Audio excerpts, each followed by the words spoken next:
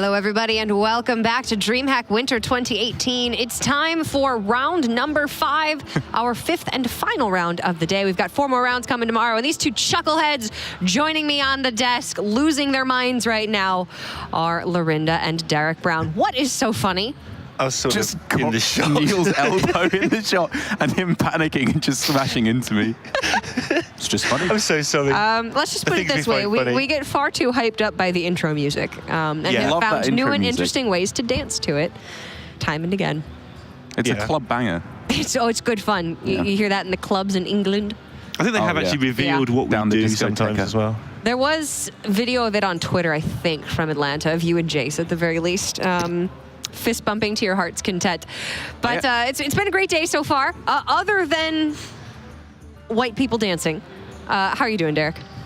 Other than that, I'm doing fantastic. There have been some very exciting games today. Right back to the start when we had Zixo's, I don't know, meltdown, if you want to call it, where it did not go his way. Since then, we've had some very close games, some very one-sided games as well. It's been a real mixed bag. And Bozo's 4-0. Really? Is he really? Wow. Yeah. That's sick. So he's built on that performance or whatever it was from Zixo, and now he's 4-0. Happy accident, but you know what? Capitalize on it and ride it all the way. That's awesome. We've got some other popular players who are doing quite well. We have Casie taking on Orange. Both of these guys, 3-1, going to be our streamed match. So the winner of that series will be 4-1 moving into tomorrow. That means essentially they need to win 3 of the 4 tomorrow to guaranteed, or 3 of the... Yeah, that makes sense. 3 of the 4 tomorrow. The math adds up. To be guaranteed into the top 16, we'll have to see how records play out, if there will be any 6-3 players that qualify for the top 16. Usually there are at DreamHack Atlanta, however, there weren't. Yeah, there's slightly fewer players here, so I haven't done the triangle, but I think there's probably a good chance. And just look at that. Why is Orange always cold? He lives here. To be fair, it's freezing in this building. It is cold. I'm backstage, like scarf on, bundled up, huddling on the couch. Derek puts his handmade sweater back on, and you're like, it's a bit balmy. Could use the AC. Anybody fancy a trip outside? Yeah, been outside a few times. It's been good. Nice and cool. But yeah, Orange is always cold, and it always amuses me. He's not always cold. He's always stylish. Cool. Wow. Oh, okay. Yeah. Fresh dude. Mine was a joke, actually. Obviously, back to the players for a moment. Well, we have Casie in his stylish complexity garb, rocking the finest of logos. That's true. Now with Theo joined as a streamer as well. Very exciting, joined Complexity Gaming. Oh, nice. Did you see that? I didn't see that. That's good to see. The handshake from these fine gentlemen. We saw Casie on stage very briefly earlier today, round number 3. He got 3-0'd by Gallon in a very swift series. So he's going to be hoping for a better showing up against Orange. But Orange, a former DreamHack champion, I believe he won a DreamHack event in Sweden. He did, was it a summer? I think it was summer last year, yeah. Summer last year.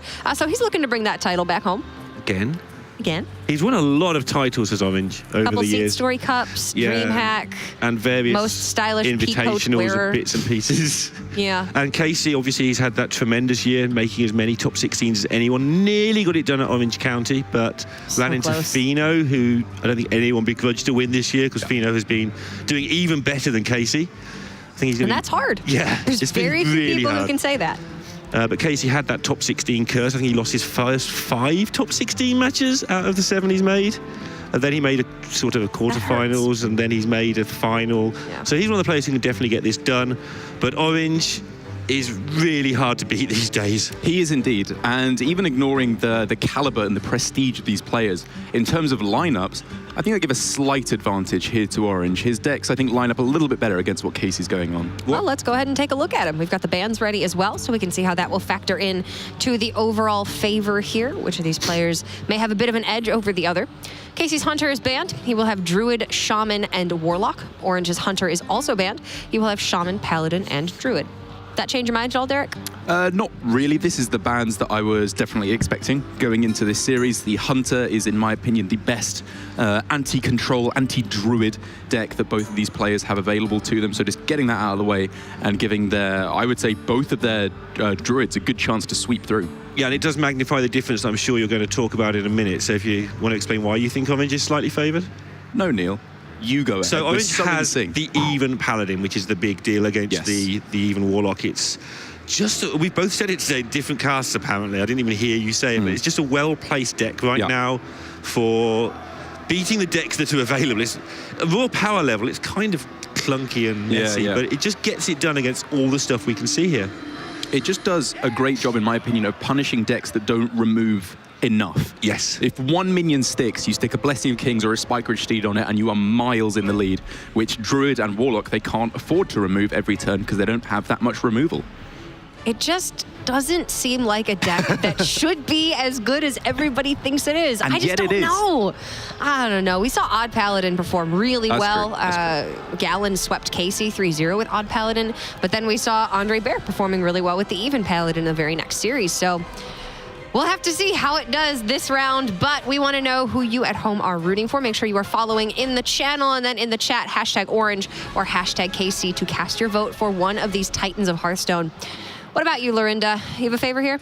I think I'm going to go with Casie just because I've been mean to him all year long. It feels a bit unfair at this point. He's been mean to Derek too. Don't feel bad. That's even better. Definitely going for Casie. I think he can find a way to overcome the advantage. But the realistic pick is probably Orange. But I'm going to root for Casie in this one. What do you think, Derek? Well, I voted for Casie when he was up against Gallon, and he got 3-0'd harder than I think anyone's ever been 3-0'd in their life. It was about 15 minutes. Yeah, that was pretty brutal. Wow. Couldn't have made a pizza in that time. It's an oddly specific activity to... I was just thinking something that averages about 20 minutes or more. That was the first thing that came to mind. Yeah. There's a lot of things I couldn't do in 15 minutes. Me too. As I think the Even Paladin, I'm still sticking with that. I think it's a strong deck in this format, and Orange, while his play has been very strong, his preparation in particular for this tournament and all tournaments is just spot on. He never misses a beat with his preparation. Absolutely. Orange is a seasoned professional, has had consistent experience and practice and competitive results over the course of this year, but Orange has gotten the title before. I think I'd like to see Casie take it. So I'm going to break the tie here. I'm going to give my vote over to Casie, partially because that defeat that he had earlier today was so bad, and I would like to see him end the day on a positive note. Of course, it's kind of unfortunate to have to pick between these two, but one of them will be going to 4-1. The other at 3-2, not mathematically eliminated yet. I think 15 minutes for Casie, though, is like half an hour for everybody else. That's true. I didn't factor in the additional 60 seconds every turn that he didn't take. Like how you have dog years, you have Casie minutes. Yeah, that's how it works. Equals about 7 regular human minutes. Yeah, that's about right. Let's see what you all at home thought. Are you a fan of Casie minutes, or are you a fan of Orange's peacoats? Turns out we got some peacoat fans in the audience here. 34% Casie, 66% over to Orange. That's quite an advantage. Yeah, I'm not surprised, honestly. Yeah. People in Twitch like to be winners. Yeah. Oh, more than anything. So they're going to pick the side that Derek says is like most likely to win. Whereas we're voting with our hearts on this one.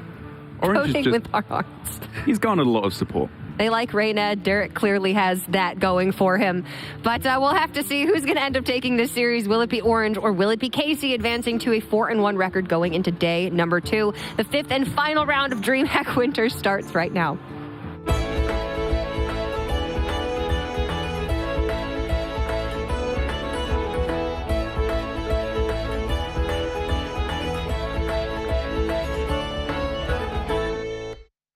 The giggling Cora departs the stage. Entirely my fault, I'm afraid. Sorry, everybody. But yeah, we are looking forward to this clash of the Titans here to probably end the day here at DreamHack. And it's great to see that yet again, all the players we know and love are going towards the top of the Swiss. Let's get into this. Derek, talk about this first game. Very nice matchup to get things rolling with. This is a matchup that has been very, very important in this meta for a long time now, ever since Even Warlock started to become a deck. And I have heard vastly differing opinions as the meta has developed and more expansions have come out. However, when you draw the orange hand, like Orange has done here, you're probably in a pretty good spot to be winning the game. There's some good cards in Orange's hand. Yeah. And not many bad ones. Oh my goodness, now he's got the naturalized just in case he's going to get a giant in the face. He's got everything going for him. Okay, let's see if we can guess this correctly. How long before Casie starts laughing? I reckon he'll give a little clap as soon as the giant gets naturalized on turn 5. Okay, yeah, I'll agree with that. I think as soon as Twig comes down, he's going to give a little smirk. Oh, do we start with the smirks and move on to the claps later? There we go. That's the twig smirk. That is a twig smirk. Okay, so the clap is there. coming next turn. Yeah, clap comes with the nourish into naturalize. Because, again, for those of you who maybe haven't played quite as much Druid, Orange has pretty much the perfect hand. If he can get himself an ultimate infestation to ramp up to, then that is the absolute dream. Casie just sat right back in his seat and like, yeah, here we go. There's the laugh. And do we get the clap? Just a smirk. Maybe he won't do that with Orange. It is a little bit sarcastic when he does that. Maybe he respects Orange so much that he's not going to give that. I mean, he knows he's been got, basically. This is pretty much the absolute dream for Orange here. If he could just get himself, like I said, an ultimate infestation to really close things out, then he is looking to be in a pretty much unlosable spot. Even though there is the ooze to deal with the twig, obviously in the moment, the fact that he has Dream Petal Florist means... oh my god. There it is. As soon as Malagos is found, he doesn't even need the twig, because he can just go Dream Petal Florist, reduce the cost of Malagos, and continue on his merry way. And it is a very merry way if you're in Orange's corner here, I think. Yeah. Just everything he could possibly want has happened here. Because even the fact, obviously there is the ooze in Casey's hand. Having to spend 2 mana when you maybe want to develop a Dread Infernal or a Lich King if it's in a couple of turns, that's a big disadvantage in terms of what you're trying to advance. Yeah, he's just putting down the thing with the biggest attack every turn and just hoping it doesn't get blown up, and every turn Orange has blown it up. So far, Orange this game has gone. He's had Wild Growth, Twig, Nourish, Naturalize into Coin Ultimate Infestation. Yeah, he had to burn a branching path along the way. Oh no. Oh, boo-hoo. And Casie knew it was bad because he branching paths for one card and then just chose armor after the one card. So he knew exactly what that card was. This'll be good. Casie, obviously, the reason he can play so quickly is his incredible hand reading. Like, he knows what's coming before it arrives. Yep. He has made mistakes by playing that fast at times. Yes, I agree. Singapore in particular, there were some plays that I think he will agree were far from optimal.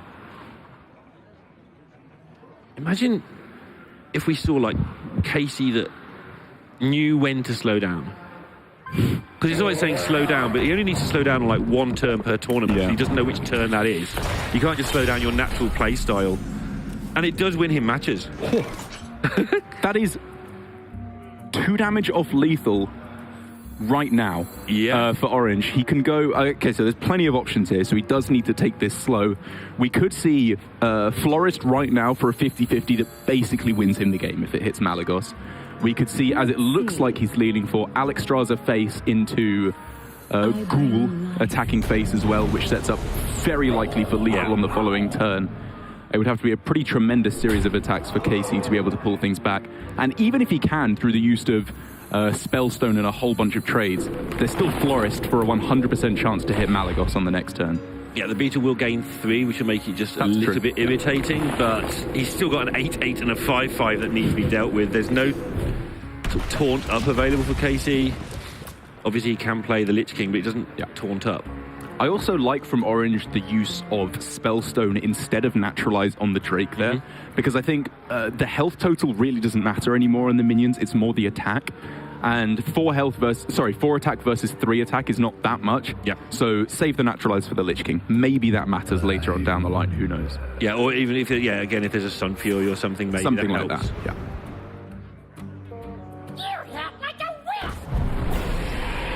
And so here we go, the absolute maximum heal for Casie on this turn, getting himself very nicely out of range of dying to Malagos on this turn. But after Dream Petal comes down, we would imagine on this turn, it's still looking pretty much like lights out for Casie. Yeah, all that was just like the preview to what's actually going to happen. This was just stopping Casie from winning by trying to kill him, and now you've got rid of all the threats pretty much, and you've still got nearly all the things you need to win already. That was the overture, whereas this is the main piece. Opera. And here it is, Lich King coming down, trying to wrestle things back. But I think we can pretty plainly see, what is this, 12, 19 damage. Enough to close out the game. And Orange, after what was one of the easiest games to play, I think we can agree he just drew the right cards, has done it. He went about it in the right way, and I think he deserved the win. you know, it was difficult to play wrong, but he didn't make any mistakes so far as I saw. Casey's face just tells so many different stories. Like the sort of shrug and the lean on that hand while Orange is just killing him. It's like, This is just the curse of the stream for Casie, isn't it? Because on stream against Gallon, he got completely steamrolled. Like, he wasn't even allowed to play Hearthstone. And this time, he got druided. Yeah, thoroughly. He's had a lot of this on stream this year. Like, I feel a bit sorry for him because Casie is without doubt one of the top players of the year. I've said this about three or four people today. I completely agree. He's right up there. And yet every time a lot of the times we've seen him, he has just been mashed. Yeah. And I think it doesn't help because he plays so fast. When he loses, I was only half joking about the 15 minutes. When he loses, he loses ridiculously quickly. He does. And again, when he wins ridiculously quickly. It looks amazing. If we saw all of his off-stream games, we'd just see how amazing he does. And here it is starting to look a little bit shaky for Casie, because if he loses this matchup as well, again with it being last year standing, his last vestige of hope is the Shudderwock Shaman up against the Malagos Druid from Orange. And I think we can both agree Shudderwock Shaman is just miserable against Malagos Druid now. The matchup has gone very heavily in the Druid's favour. Yeah, Druid it has so many options. I mean, Druid, you just put 20 cards in your deck that are all the same, and then you tweak it to the meta. Yeah. So at any point something gets better with Druid, you just change your deck by 10 cards, beats them again. Not quite that simple, obviously, otherwise everyone would be doing it, but... That was wild. As we already, I believe, have many interesting talking points in this matchup. Casie having, well... and there goes all the interesting talking points. No, not at all. Both of these players have got pretty much what you're looking for in the starting turns. Wild Growth into Nourish, sure, brilliant. Well done, everybody. Where it gets interesting is how you start to play the mid-game of this matchup, because that very much dictates what your overall plan is. Casie obviously has the ability to ramp up into Ultimate Infestation very quickly, but you need to be very careful about drawing cards full stop in this matchup. Right. Both players can draw so much armor if it gets that way that the fatigue can become a factor. So that's it. There's not that many threats in the Druid. So after you've dealt with their Malagos and their Lich King and their Alexstrasza, and if you have survived all of that, then it becomes fatigue. That's the win condition, so you have to be able to win in fatigue. So while I'm not saying that every card drawn is a mistake, far from it, every card drawn is a very active decision as to how you want to play the game. And I must admit, I would back Orange against nearly anybody in the entire world, Casie or otherwise, in any Malagos mirror. He's just played thousands of games of this over the last few months, kept up with every tweak along the way, discussed it all with Hunter Ace, which is always a nice thing to have on your side as well. I mean, I would say even more than kept up with every tweak, he's made most of them. He's been setting the trends. He is the gold standard for Malagos Druid. And here we go. There was he just a little want to do pause it. there before he hit the button, but he knows he's out of stuff. Yeah. But it still doesn't really allow the UI. It might force the Ultimate Infestation from Casie, but it doesn't allow it as such, because you go 2 cards behind if you're Casie.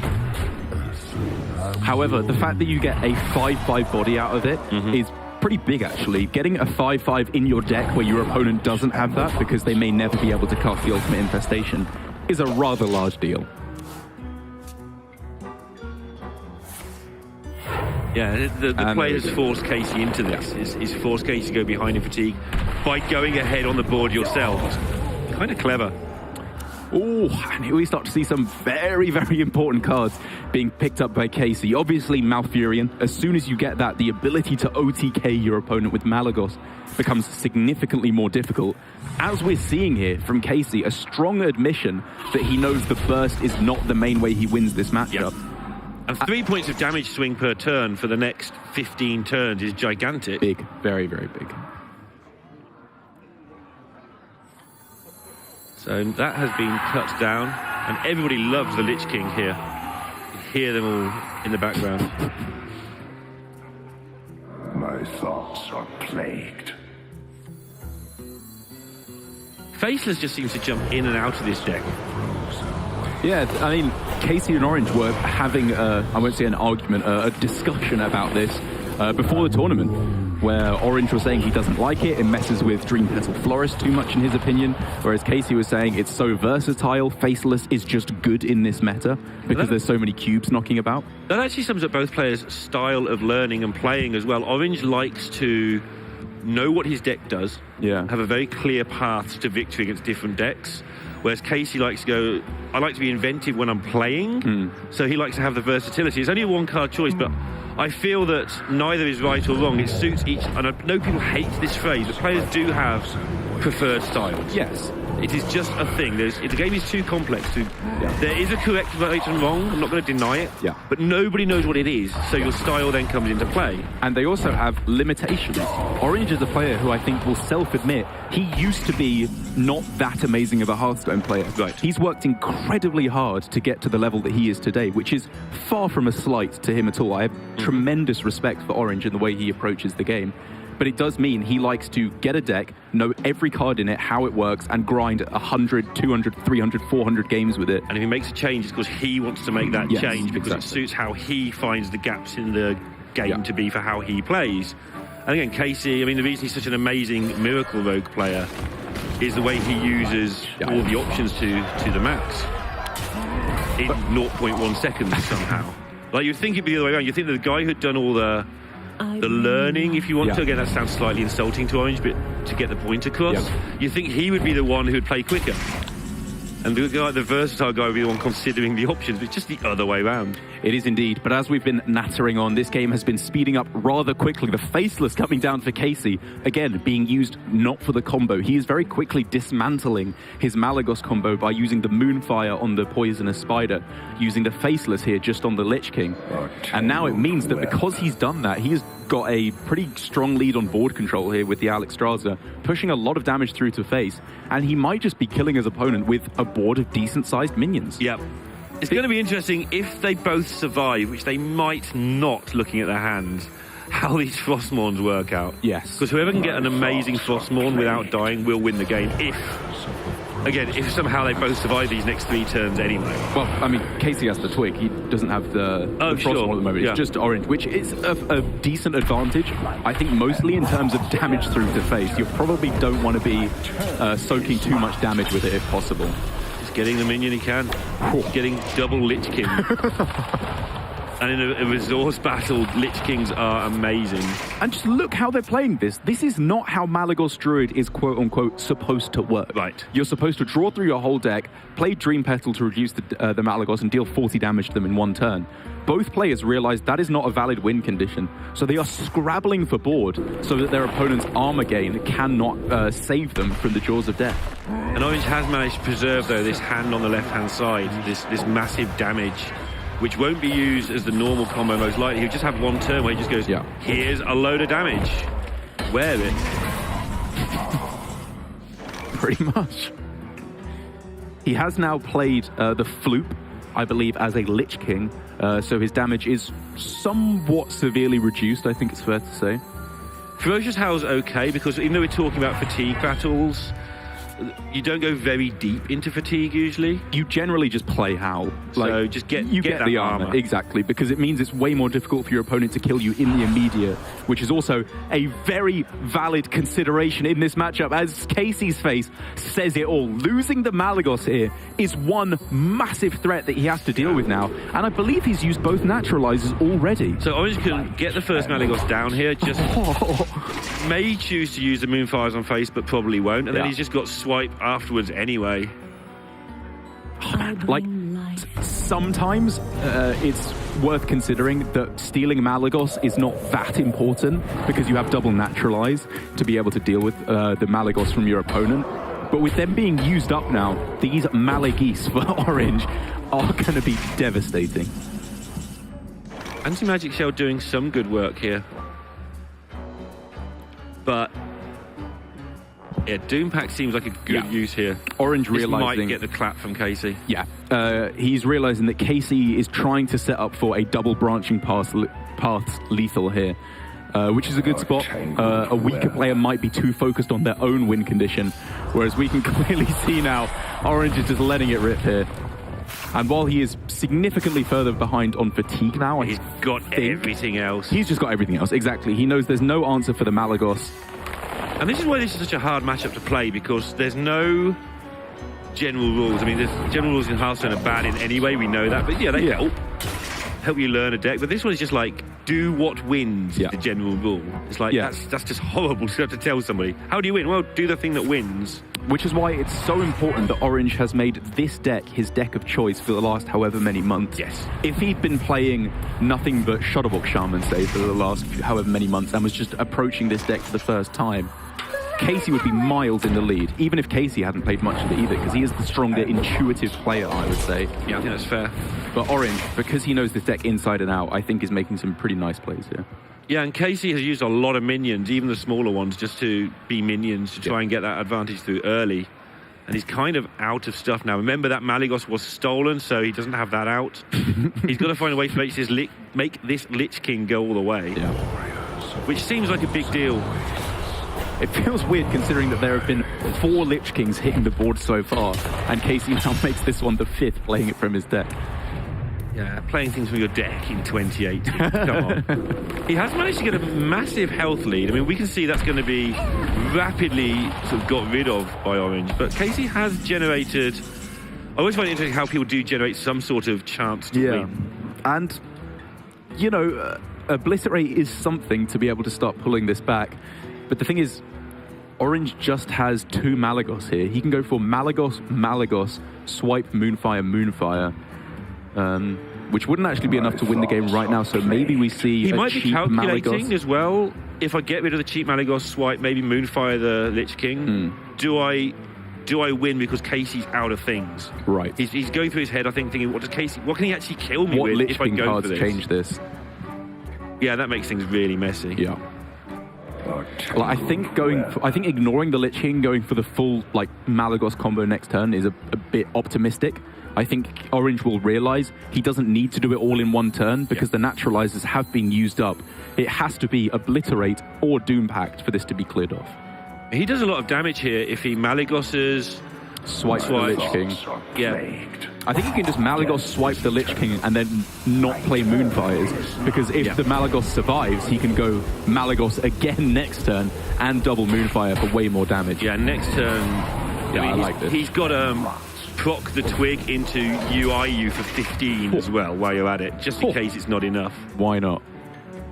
As long as you don't mill yourself to death, I don't see any reason not to. And Casie now is officially out of things to do that make any sense. And even if he does go for the Obliterate here, he has to tank 12.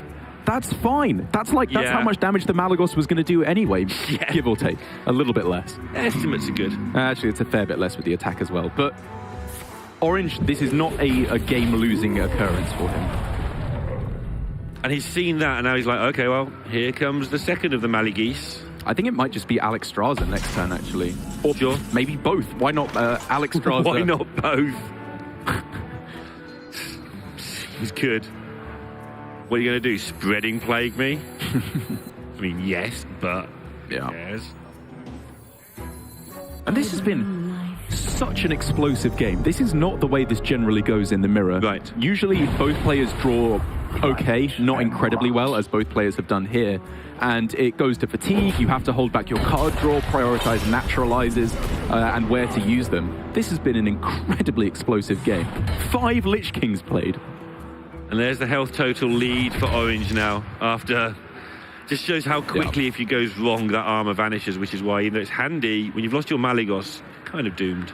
Yeah. And just the body of the Malygos here is what I think is really going to devastate Casie. Out of cards. Go on, Tyrant, you can do this. Don't think it can. Yeah, he knows what's up. I think... Yeah. Casey's board shakes. He has given up. He's 2-0 down. That's 5-0 down. He's been winning every match off street. Yeah, he's been doing very well. Orange will feel really comfortable, obviously, now. And those games are so difficult to analyze at the speed at which these players play. Casey's really hard to cast. He's really difficult to how quick cast. he plays. Because the confidence that Casie plays with fools you into thinking he's making perfect play. Yeah. Because, one, he's so blooming good at Hearthstone and he usually doesn't make mistakes. And he's just a very confident man with the way he talks about the game. Yeah. So it's difficult to contradict him. But I'm sure, you know, the real druid gods of this world, like I'm sure, I don't know, Noblelord's watching, he will be sitting there rolling his eyes at all these terrible plays that have been made. Whereas, in our opinion, they look like just strong ways to play Plus the we matchup. have 2 seconds to analyse it. Yes, exactly. There might be 2 of us, so it equates to 4 seconds of caster brain time. I think it actually goes the other way. When we just make it worse when we try and think together. Thanks, Derek. But now Casie has his own dollop of good luck, it would seem, with Keleseth into a nice far sight as well. Maybe he can get himself a chain gang going nice and early on here to get that board presence Wild rolling. Growth to just appear in his hand there instead of Lich King. It's like something felt wrong about that. But yeah, now he is going to get this early beats down. You need to as well.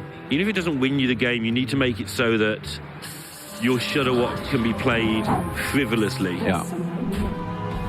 And with double Keleseth in the Shudderwock pool, your Shudderwock can be played frivolously. That's true. That's actually not a bad point, because if you do end up on a board with like 3 or 4 Shudderwocks, what does the Druid do against that? It dies. It dies, exactly. And that's how you have to play this matchup, because before the Boomstay project came out, I would put this matchup at being very close to a 50-50. Yeah, I think it was one that people actually argued about. To a large Exactly. degree. Yeah, it was, well, whichever side the pro player was playing was probably the favoured side, because they were playing the deck better than the average ladder player. Now I think it's unanimously very agreed upon as being Druid favoured, because even if they have Ooze to break the twig, you have Flute and you have Florist, which is all the difference in the world. It means you can just OTK them so consistently. And yep, going to slow down that mana gain. This is basically gaining mana and occupying the board. Protects itself at the same time. That's fair. Didn't mess around with the second Keleseth just yet, just making sure he's mana efficient. Because you've got to keep the pain going. The Druid deals with a lot of the early stuff until it does run out of removal, so as many cards as possible, and now you get the Keleseth into the Mana Tide turn. Yeah, Casie does just need to be a little bit afraid of spreading play is the main thing right now, but I suppose with a mind control tech in hand, and the fact that all of his minions are not that small, they're pretty, you know, they can start trading in fairly effectively. I think he's happy to take it as he's going here, just putting out minions on the board, drawing as many cards as possible. Yeah, playing 4 minions against Druid when I've got Mind Control Tech in my hand in any deck is always a play I like. Because they're going to play Spreading Plague at some point, so instead of messing around, it's a good time to force them to play it. You're laughing at me, what have I done? No, I'm just wondering if Orange goes face here, because even his hesitation here possibly indicates to Casie that he has the Spreading Plague. Like, hovering with this card here, if you didn't have Spreading Plague, you'd throw down the Tyrant here every day of the week. You would have been a snap play. And I wonder if the slight hesitation here for Orange is leading to Casie knowing that the Spreading Plague is there. Do you think for Casie a slight hesitation feels like 0 seconds, or do you think it feels like hours? Because it's like his brain's going so what is this 0.1 seconds of which you're making me wait? Like, even the fact that Orange didn't think about whether he wanted to play Flute as a Tyrant at the start of the turn means after he played the first Tyrant, he waited for 4 or 5 seconds, which meant that Casie maybe has the read that there's a Flute in hand as well. You said at the start Casie is such a strong hand reader. I think he will be able to realize that there is a Flute and maybe a Plague in hand as well. Yeah, and the reason I was oohing while you were doing that is that Farsight hit Grumble and the that is insane. ooze that he needed. Just really nice. I will agree with you there. Try not to do that too often. I know people hate it when the casters go, ooh, it's exciting, but just Electra Farsight's exciting nearly always. Oh, man. You kind of forget how ridiculous 2 Keleseth look compared to 1. Yeah, it's weird, isn't it? Because you think that, you know, aren't you happy with 1 Keleseth? What's wrong with you? But 2 just makes it even just so much more ridiculous. This is completely ridiculous. Sacrificing off a minion there because, you know, the Lich King needs to die anyway. It's better against Plague. Why not? Worth pointing out that the way that Casie has approached this is, remember, he didn't Keleseth on 3. He went for the card draw, and that is allowing him to keep this board refreshed turn after turn after turn. He's managed to stick this Mana Tide because of it. Yeah, he managed to get the double Farsight. Yeah. He's just drawn more gas repeatedly. Orange here again showing his style as a Malagos player, a Malagos Druid player, sorry, of being very willing to throw down the Flute. Just as like, just as a minion here, just as a Lich King. Yeah. It's not for the combo. It does mean now he's ended up with double Death Grip, which gives a reasonable chance, I would say, of just stealing the Shudderwock straight out of the deck. So we probably see that sooner rather than later. Obviously, the quicker You do it, the more chance you've got of scintillating the guy. Like, there's not that many more minions in the deck. Now, double life drink has been drawn. There's one chain gang left in there. Got to be aware to lethal, though. This Keleseth buff is just setting up lethals turn after turn now. That's also true. That is the way that Casie has been playing this. He's just been showing his style of player as a smack you round the face kind of player. Yeah, and Orange is being forced to think here. Obviously, double swipe always slows you down because there's usually a better thing than their first looks available. But he can just die if he missteps. I mean, he has the option of Army of the Dead to try and find Malagos in the top 5 cards of his deck and then going for swipe if he wanted to. It's a very risky play. But the thinking is, if you don't get Malagos, you burn 5 cards which aren't Malagos, so it gets you closer to drawing the Malagos, which is obviously a very, very good card to draw from here on in. This Death Grip to me suggests he is going to double swipe. Okay. Yeah, just getting it done first. Make sure the information doesn't change. Oh! He's lost his Malagos and his Wok. And there's the Casie laugh yet again. The poor man. I'm not sure who he's looking off to there. Maybe some higher being. Probably you. Yeah. Not that you'd be a higher being, but... I'm taller than him. Taller being. This is going to be pretty devastating. If Orange can survive one more turn after this... Somewhere, if you listen carefully, you can almost hear Sinto shouting for joy as the curse has been passed. In fairness, he kind of got out of that in Atlanta as well. Yeah. Sinto kind of had it reversed the other way in all of his matches, and now Casie is the man suffering. Casie has losing the key minion that your deck is built around curse. Wow. That's a really specific curse. It's a really specific and really unfortunate curse to have, yeah.